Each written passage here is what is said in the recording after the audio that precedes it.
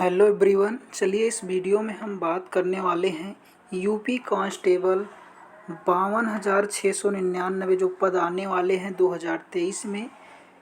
इससे संबंधित previous year में हुए और प्रीवियस ईयर में आए उत्तर प्रदेश पुलिस कांस्टेबल के जीएस प्रश्नों को देखेंगे। इसमें हम टॉप 37 जीके जीएस के प्रश्नों को देखने वाले हैं। तो चलिए फिर इनको हम देखते हैं जो कि प्रीवियस ईयर पर आधारित हैं। सबसे पहला प्रश्न है कि भाषा के आधार पर राज्यों का पुनर्गठन किस वर्ष किया गया था। तो देखिए, राज्यों का पुनर्गठन तो ये 1956 में किया गया था। इसका राइट आंसर है 1956। हम बात करें कि भाषा के पुनर्गठन के लिए सबसे पहले कौन सा आयोग बना, तो फजल अली आयोग 1953 में बनाया गया था, जो 16 राज्य और 3 यूटी के बारे में सजेशन दिया था। लेकिन उसकी मदद से 14 राज्य और 6 यूटी बनाए गए थे। ठीक है, तो भाषा के आधार पर राज्यों का पुनर्गठन किस वर्ष किया गया था, 1956 में।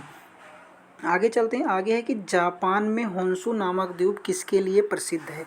तो जापान में होन्शु जो नामक द्वीप है ये किसके लिए प्रसिद्ध है, तेल के लिए प्रसिद्ध है। अब हम बात करते हैं कि ये होन्शु द्वीप जापान का सबसे बड़ा द्वीप है। होन्शु द्वीप जापान का सबसे बड़ा द्वीप है और ये विश्व का जो है 7वां सबसे बड़ा देश है, सबसे बड़ा द्वीप है। विश्व का 7वां सबसे बड़ा द्वीप है और जापान का सबसे बड़ा द्वीप है। सबसे बड़ा द्वीप हम बात करें तो कौन सा हो जाता है, ग्रीनलैंड। और जापान का होन्शु द्वीप तेल के साथ साथ जिंक और कॉपर, तेल के साथ साथ जिंक और कॉपर, इन दोनों का भी, इनके लिए भी प्रसिद्ध है। आगे चलते हैं। आगे कि भारत में किस गवर्नर जनरल को अस्थाई स्वशासन का पिता कहा जाता है। किस गवर्नर जनरल को अस्थाई स्वशासन का पिता कहा जाता है। तो इसमें लॉर्ड रिपन को जो है अस्थाई स्वशासन का जनक कहिए या पिता कहिए, दोनों एक ही बात है। और अब हम बात करते हैं कि लॉर्ड रिपन के समय ही नियमित जनगणना की स्टार्ट हुई थी। कब, 1882 ईस्वी में। कब, 1882 ईस्वी में भारत में नियमित जनगणना स्टार्ट होती है लॉर्ड रिपन के कार्यकाल से।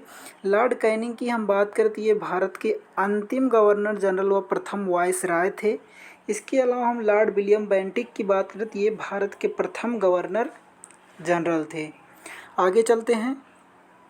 अगले है, निम्नलिखित में से किसने पहले 1935 में संविधान सभा का सुझाव प्रस्तावित किया था।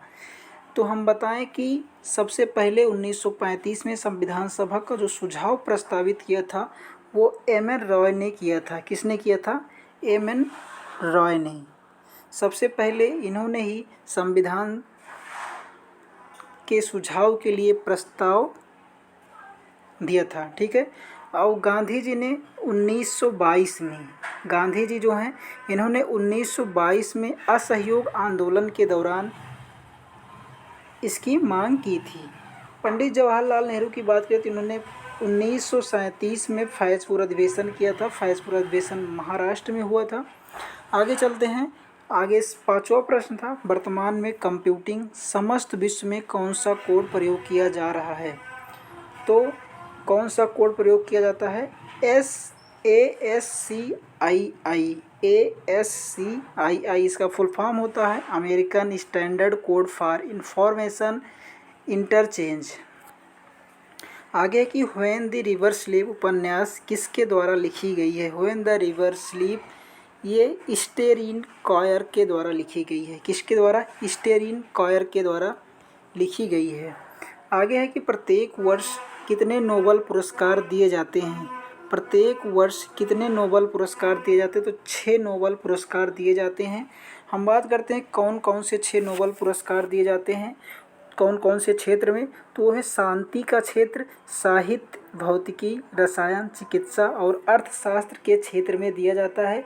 इसकी शुरुआत 1901 से की गई है। अगला है कि वर्ल्ड वाइड वेब का आविष्कार किसने किया था। तो टिम बर्नर्स-ली ने किया था। किसने किया था, टिम बर्नर्स-ली ने किया था। आगे है कि जल्लीकट्टू के साथ जुड़ा हुआ है। जल्लीकट्टू ये तमिलनाडु का है। जल्लीकट्टू कहाँ का है, तमिलनाडु का खेल है जो पोंगल त्यौहार के समय खेला जाता है। ठीक है, जल्लीकट्टू जो है ये तमिलनाडु का त्यौहार जो पोंगल त्यौहार के समय खेला जाता है। आगे है कि भारत में महिलाओं के लिए आरक्षण उपलब्ध है किसमें, लोकसभा में या राज्य विधानसभा में या पंचायती राज निकायों में या उपयुक्त में से सभी में। तो यहाँ लोकसभा और राज्य विधानसभा में इनका कोई आरक्षण नहीं है, जबकि पंचायती राज निकायों में इसका 1/3 जो है आरक्षण किया गया है। भारत की अगर अनुसूची की भारत के जो है प्रथम 11वीं अनुसूची और 12वीं अनुसूची में इसका जिक्र किया गया है। ठीक है, कौन कौन सी, 11वीं और 12वीं अनुसूची में इसका जिक्र किया गया। 11वीं अनुसूची में क्या है, पंचायत है, और 12वीं में क्या है, नगर पालिका है। आगे है कि भारत में सबसे पहली जनगणना किस वर्ष में हुई थी। तो भारत में सबसे पहली जनगणना 1872 में हुई थी। किसके, लॉर्ड मेयो के कार्यकाल में। किसके कार्यकाल में, लॉर्ड मेयो के कार्यकाल में। आगे है कि निम्नलिखित में से कौन सा रोजगार प्राथमिक क्षेत्र से जुड़ा हुआ नहीं है। तो प्राथमिक क्षेत्र में कौन कौन से आते हैं, कृषि से संबंधित या मछली पालन हो गया, खनन हो गया, ये सब किस में आते हैं, प्राथमिक क्षेत्र में आते हैं। लेकिन इसने पूछा है टोकरी बुनने वाला ये भी आता है, कुम्हार ये भी आता है, माली ये भी आता है। इसमें पूछा कि प्राथमिक क्षेत्र नहीं है, तो जो पुजारी है, पुजारी ये क्या करता है, ये सेवा से जुड़ा क्षेत्र, और सेवा क्षेत्र जो है तृतीयक क्षेत्र के अंतर्गत आता है। आगे है कि ISDN एक दूरसंचार प्रौद्योगिकी है, इसका प्रयोग कहाँ किया जाता है। इसका प्रयोग कहाँ किया जाता है। ऑप्शंस हैं ध्वनि, वीडियो एवं डाटा साथ साथ संचरित होते हैं, केवल ध्वनि संचरित होती है, या केवल वीडियो संचरित होता है, केवल डाटा संचरित होता है। तो ये तीनों में प्रयोग होता है, चाहे वो ध्वनि हो, वीडियो हो व डाटा, इसके साथ साथ प्रयोग होते हैं। आगे है कि नई दिल्ली का मुख्य वास्तुविद एवं डिजाइनर कौन था। नई दिल्ली का मुख्य वास्तविक एवं डिजाइनर कौन था, तो एडविन लुटियंस थे। कौन थे, एडविन लुटियंस। हम बता दें कि सबसे पहले जो है 1911 में इसको भारत की राजधानी बनाया गया दिल्ली को। उससे पहले दिल्ली की राजधानी कलकत्ता हुआ करती थी। आगे है कि 20 दिसंबर 2021 को नागर विमानन मंत्री VK सिंह द्वारा प्रदत्त सूचना के अनुसार उत्तर प्रदेश सरकार द्वारा लगभग कितने हेक्टेयर भूमि का अधिग्रहण किया गया। तो ये 52 हेक्टेयर भूमि का अधिग्रहण किया गया था। किस लिए, क्योंकि जेवर अंतर्राष्ट्रीय हवाई अड्डा के निर्माण के लिए किया गया था। जेवर अंतर्राष्ट्रीय हवाई अड्डा वर्तमान में कहाँ पे है, तो नोएडा में है। जेवर अंतर्राष्ट्रीय हवाई अड्डा कहाँ है, नोएडा में। अगला है कि 20 दिसंबर 2021 को वर्ल्ड एंटी डोपिंग एजेंसी वाडा द्वारा किस वर्ष की डोपिंग रोधी नियम उल्लंघन रिपोर्ट प्रकाशित की गई थी। तो 2019 ये रिपोर्ट जो है प्रकाशित की गई थी। आगे है कि संविधान का निम्न में से कौन सा संशोधन केंद्र तथा राज्य में मंत्री परिषद के मंत्रियों की अधिकतम संख्या को सीमित करता है। तो वो कौन सा है, 91वां संविधान संशोधन 2003, जो कि किसी भी हम बात करें किसी भी कुल सदस्यों का जो है वो कितना होना चाहिए, 15% से अधिक नहीं होने चाहिए, जबकि दिल्ली की में इसका अपवाद है, दिल्ली में केवल 7% है। आगे चलते हैं। अगला है कि हुमायूं की दुर्घटना की आकस्मिक मृत्यु के बाद उसके बेटे अकबर को कहाँ का मुगल सिंहासन पर बैठाया गया था। तो अकबर को जो है कलनौर में बैठाया गया था। कलनौर कहाँ पड़ता है, पंजाब में पड़ता है। कहाँ पड़ता है, पंजाब में। हम बताएं कि हुमायूं ये मुग़ल शासन में बाबर के बेटे हुमायूं हैं। हुमायूं की मृत्यु जो है वे कब हुई थी, तो 1556 ईस्वी में। कब हुई थी, 1556 ईस्वी में हुई थी। और ये दीन पनाह पुस्तकालय की सीढ़ियों से गिरकर इनकी मौत हो गई थी। आगे चलते हैं। आगे है कि भारत का निम्नलिखित में से कौन सा राष्ट्रपति निर्विरोध निर्वाचित हुए थे। तो नीलम संजीवा रेड्डी। नीलम संजीवा रेड्डी निर्विरोध निर्वाचित होने वाले राष्ट्रपति हैं। आगे है कि रेडियो तरंग का वेग कितना होता है। देखिए रेडियो तरंगे ये है, विद्युत चुंबकीय तरंगे हैं। विद्युत चुंबकीय जो तरंगे हैं प्रकाश के तरंगों की स्पीड से चलती हैं, तो उनका 3 × 10⁸ मीटर पर सेकेंड हो जाता है। आगे है कि FM प्रसारण बैंड के बीच क्या होता है। तो एफएम प्रसारण बैंड के बीच वेरी हाई फ्रीक्वेंसी होती है। क्या होती है? वेरी हाई फ्रीक्वेंसी यहाँ पे होती है, जिसकी रेंज 30 मेगाहर्ट्ज से 300 मेगाहर्ट्ज के बीच में होती है। आगे है कि टेप रिकॉर्डर में टेप की चाल कितनी होती है? तो 4.76 सेंटीमीटर पर सेकेंड होती है।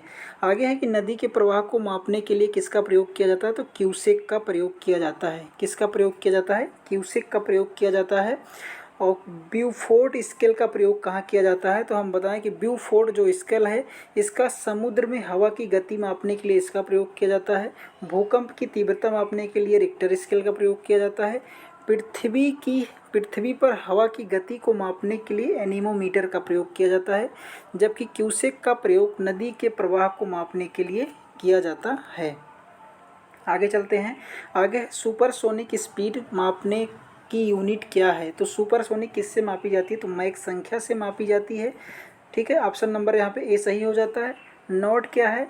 ये स्पीड को मापने की इकाई है। हर्ट्ज आवृत्ति को, रिक्टर भूकंपीय तीव्रता को।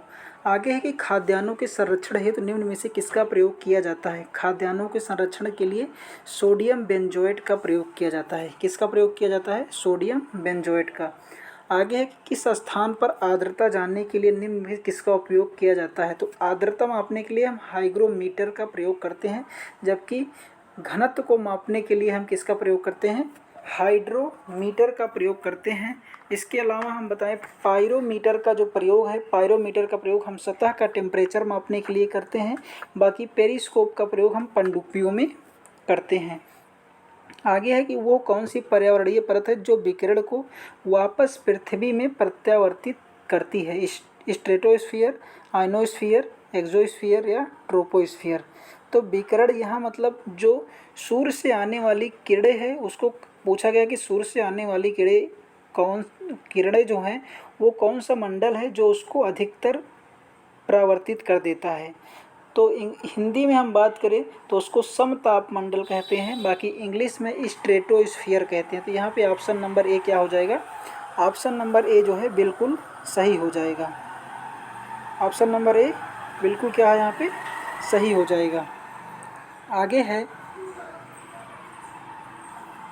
कि निम्न में कौन सा राज्य उदय योजना के लिए समझौता ज्ञापन MOU पर हस्ताक्षर करने वाला देश का पहला राज्य बन गया है? तो कौन सा है वो?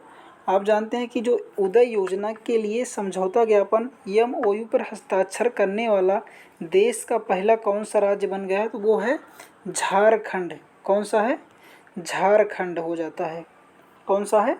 झारखंड। आगे चलते हैं। आगे है कि महात्मा गांधी भारतीय राष्ट्रीय कांग्रेस के अध्यक्ष किस वर्ष बने थे? किस वर्ष बने थे? तो महात्मा गांधी भारतीय राष्ट्रीय कांग्रेस के अध्यक्ष कब बने थे? 1924 में बने थे। कब बने थे? 1924 में बेलगांव अधिवेशन कर्नाटक। यहाँ किस सेशन की अध्यक्षता की थी? तो बेलगांव अधिवेशन कर्नाटक में होने वाले सेशन की यहाँ पे इन्होंने अध्यक्षता की थी। आगे है कि क्रीमी लेयर किससे संबंधित है? तो क्रीमी लेयर जो है ये सामाजिक एवं आर्थिक हालात से संबंधित है। क्रीमी लेयर सामाजिक एवं आर्थिक हालात से संबंधित है। आगे है कि 3 दिसंबर 2021 को खादी और ग्रामोद्योग आयोग द्वारा किस उत्तर पूर्वी राज्य में RIHB परियोजना की शुरुआत की गई? RIHB परियोजना की शुरुआत की गई थी। तो ये है किस उत्तर पूर्वी राज्य में? त्रिपुरा उत्तर पूर्वी राज्य में इसकी शुरुआत की गई थी। आगे है 13 दिसंबर 2021 को किस राज्य सिंह शासित क्षेत्र ने जलवायु परिवर्तन और पर्यावरण पर एक पूर्ण पाठ्यक्रम विकसित किया और संबंधित पाठ्यक्रम शुरू करने वाला पहला राज्य बन गया? तो वो कौन सा राज्य हो जाता है? उसकी हम बात करें तो वो हो जाता है महाराष्ट्र। कौन सा राज्य है? महाराष्ट्र। आगे चलते हैं। आगे है कि लाल बहादुर शास्त्री स्टेडियम कहाँ है? तो ये हैदराबाद कहाँ पड़ता है? तेलंगाना में। आगे है कि 19 नवंबर 2021 को प्रधानमंत्री नरेंद्र मोदी द्वारा उत्तर प्रदेश के झांसी के गरौठा में कितने मेगावाट के ultra mega solar power park की आधारशिला रखी गई? तो वो कितने? 600 मेगावाट की आधारशिला वहाँ पे रखी गई। आगे चलते हैं। आगे है कि रक्त लाल दिखाई देने का क्या कारण है? तो ये हीमोग्लोबिन के कारण जो है रक्त का लाल दिखाई देना होता है। आगे है कि 17 दिसंबर 2021 को किस राज्य सरकार ने तमिल थाई वास्तु गीत को राज्य गीत घोषित किया? तो यहाँ पे तमिलनाडु ने अपने राज्य गीत को क्या घोषित किया है? तमिल थाई वास्तु घोषित किया है। आगे चलते हैं। आगे है कि 25 नवंबर से 5 दिसंबर 2021 के मध्य स्पेन में आयोजित डेविस कप 2021 का खिताब मारिन सिलिच को पराजित कर किसने जीता? तो कौन जीते थे? डेनियल मेदवेदेव ने जीता था। किसने जीता था? डेनियल मेदवेदेव ने जीता था। आगे है और लास्ट प्रश्न है कि गोल्डन पेन ऑफ फ्रीडम पुरस्कार किससे संबंधित है? गोल्डन पेन ऑफ फ्रीडम पुरस्कार किससे संबंधित? ये पत्रकारिता से संबंधित है, इंटरनेशनल पत्रकारिता से संबंधित है। यह जो है विश्व समाचार संगठन के द्वारा दिया जाता है, ये किसी व्यक्ति या समूह को दिया जाता है। ठीक है, तो ये था हमारा उत्तर प्रदेश पुलिस कांस्टेबल का पेपर। तो आपको कैसा लगा ज़रूर बताएं। धन्यवाद।